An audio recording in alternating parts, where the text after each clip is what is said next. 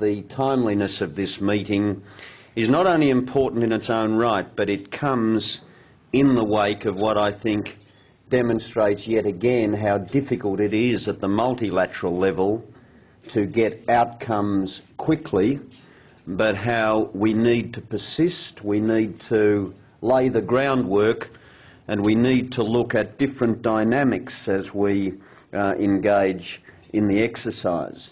The outcome at Doha was disappointing because, in truth, significant progress was made across a range of very complex issues.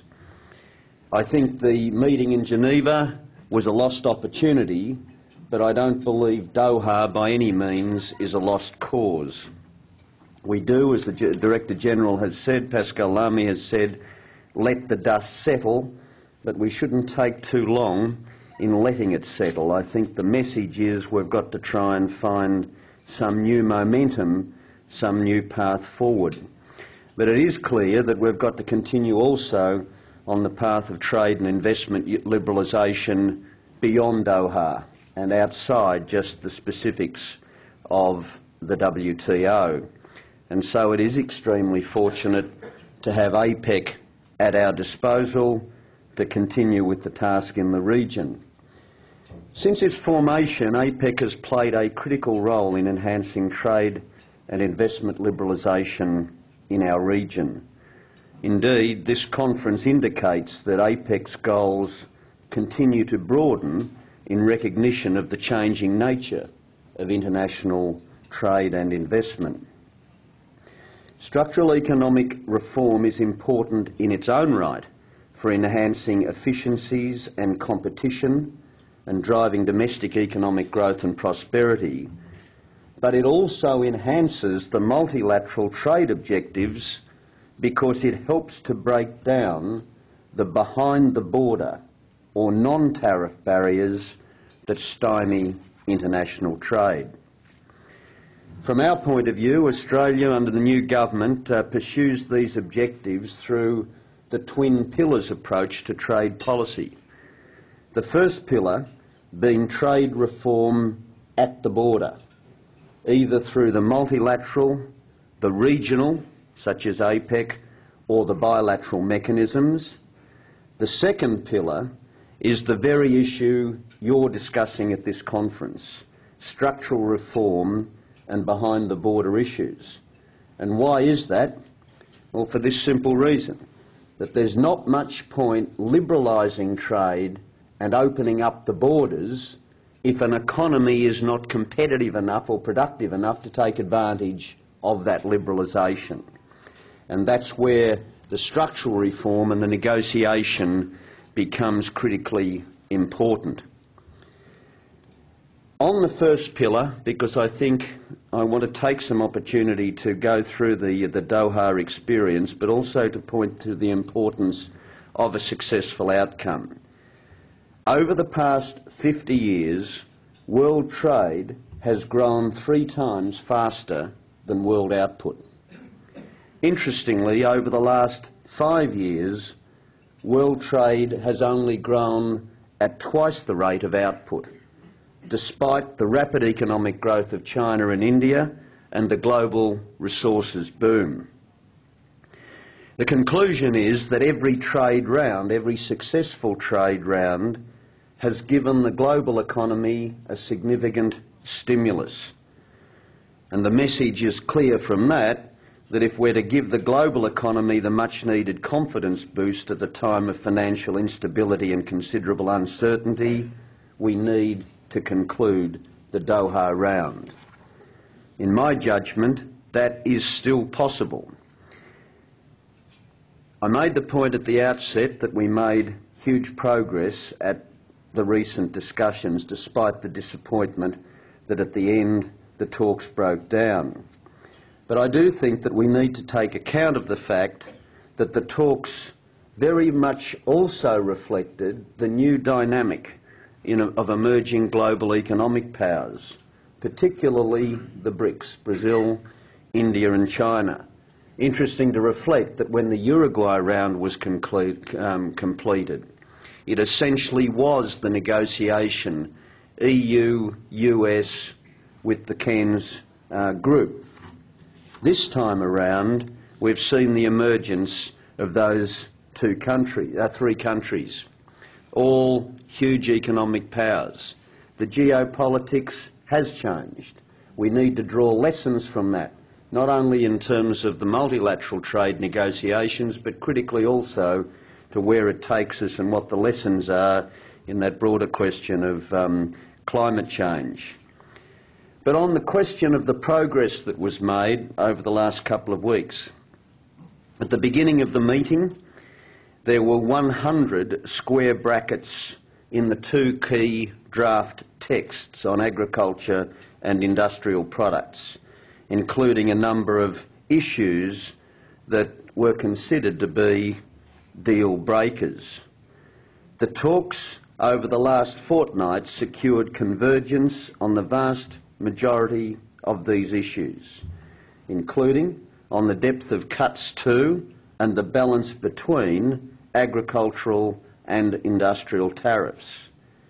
Agreement too on the size of tariff quota expansion, on the depth of subsidy cuts to agriculture, on the elimination of export subsidies, and on the elimination of the special safeguard measure. Many of these were breakthroughs that had eluded ministers for years. They also involved significantly defining what we mean by common but differentiated solutions. We also made, importantly, great strides on commitments to services liberalisation, utilising a new process for negotiations involving a request and offer signalling mechanism by those countries choosing to participate. Several countries in our region, China, India, Korea, Malaysia, Pakistan, the Philippines, all signalled likely improvements in areas such as financial services, telecommunications, environmental services, mining services, as well as business mobility and foreign equity caps. Despite all of those areas of progress, the area that we hit a deadlock was what's referred to as the special safeguard mechanism for developing countries, a mechanism to deal with import surges in terms of their particularly subsistence agricultural communities. But even with this sticking point, we made significant progress. We negotiated successfully with China, but were not able to accommodate the balance with India that would capture special surges only and not pick up normal trade in the process. The cotton question also remains an unresolved issue. These issues, again from the perspective of having been in the negotiations, in my judgment still remain capable of resolution. Reflection not only will remind us how close we were and what gains were achievable, but it should also help us decide how we should move forward. I'm proposing 3 steps in that exercise. First, we need to lock in what we have achieved by recording the progress that we have made. WTO Director General Pascal Lamy has suggested that the negotiating chairs will shortly bring forward reports of the progress we achieved over the past fortnight. This is an important move. We need to convert that quickly into revised, comprehensive negotiating texts. Secondly, we need to resolve the remaining areas of difference. This means tackling a couple of key issues in agriculture, including that special safeguard mechanism and the treatment of cotton. We need to tie down the framework for industrial products. With creative energy, this should not be beyond us over the next few months. It will obviously require support and strategic assessment by the US, the EU, but engagement with the BRICS, Brazil, India and China. And third, we need to look for and seize the next available window of political opportunity to bring ministers together to endorse and complete the package. If we can seize the chance, I'm confident that an agreement could still be struck before the end of the year, before the current US administration leaves office. We must use the aftermath not to lament, but to build support for re-engagement and conclusion. Now to APEC and its structural economic reform. Truth is, if APEC didn't exist, we'd have to invent something pretty much like it. It does draw together key powers in our regions, spanning developed as well as developing economies. The Bogor goals for free trade and investment among developed economies in APEC by 2010 and 2020 for developing economies also provide an excellent example of how the international community can work together in pursuit of, again, common but differentiated objectives. APEC is on track to achieve its Bogor goals. This common but differentiated approach is not only central to multilateral trade agreements, but also to the international community's response to climate change. Importantly, APEC provides the mechanism for the pursuit of policy at government-to-government level, business-to-business level, and importantly, government-to-business. It's this government-to-business engagement which I think is critical to APEC's structure and is quite unique in the formats that we might compete with from time to time. I think it's crucially important that business be identifying the behind-the-border barriers, bringing them to government's attention and demanding that they be tackled by APEC. It's business that confronts on a daily basis impediments to their activities that takes so much time to address or resolve.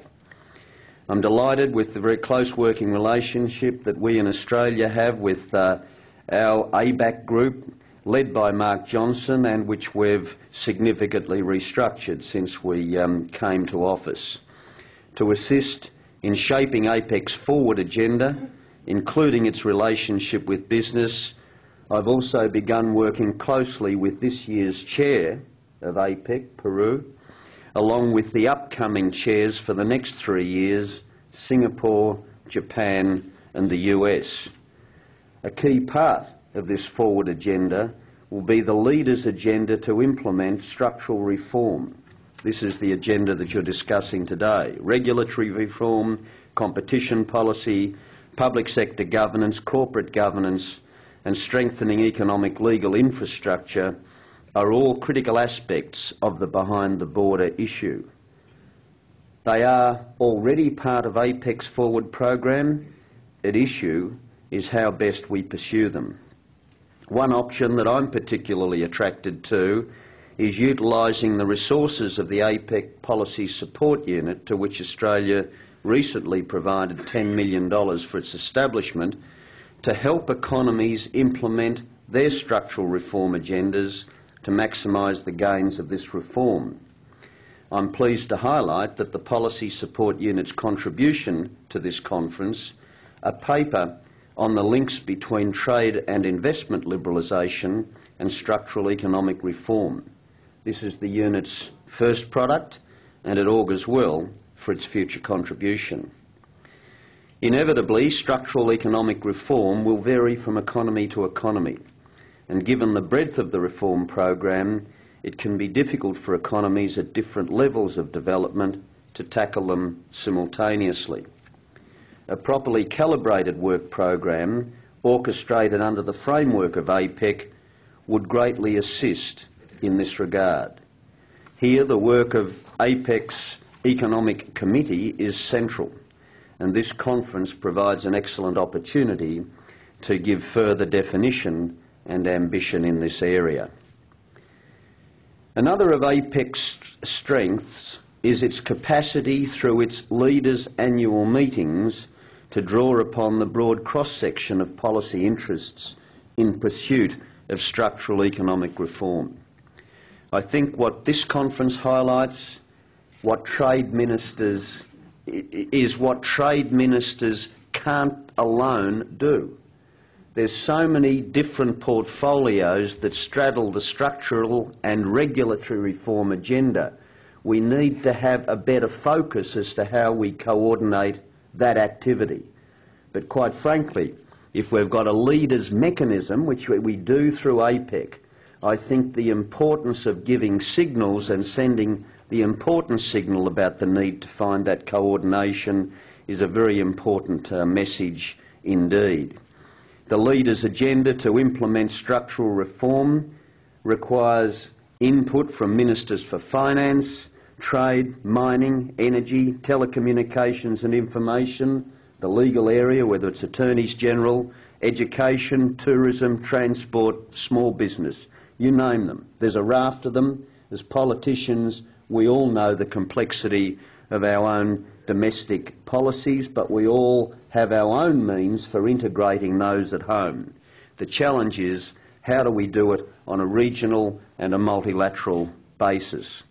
APEC would be one of the very few regional forums with the institutional capacity to bring this broad cross-section of portfolio policy interests together in the pursuit of structural economic reform, and we must utilise this asset to the greatest extent possible.